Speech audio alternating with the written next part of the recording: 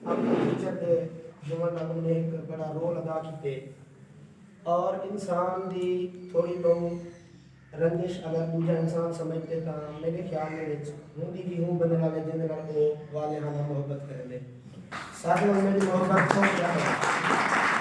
चीज़ का सारे की तरह ये पे आपने दी मेहरबानी और एक शफीक उस्ताद की तरह उन्हें सारी गलतियों को हमेशा रहना पड़ा नज़रअंदाज कीते और मैं उनका ई गाल होते आभारी हाँ ते वल मैं सराकी दे विच वैसे मेरी कोशिश है कि मैं मुतरन्नम लै वैसा नहीं एक मन पर सुनावा लेकिन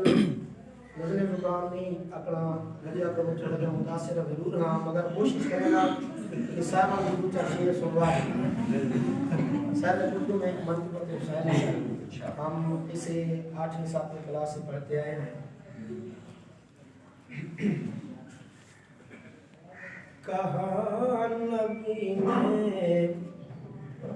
हुसैन हर पल कहा नबी ने हुसैन हर पल हमारी नजरों में शान रखना जो हमने तुमको ज़ुबान दी है तो फिर ये पासे ज़ुबान रखना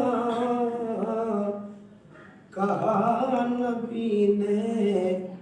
हुसैन हर पल और ये नाना तेरा हुसैन तुझसे ये कहने आया है करबला में और ये नाना तेरा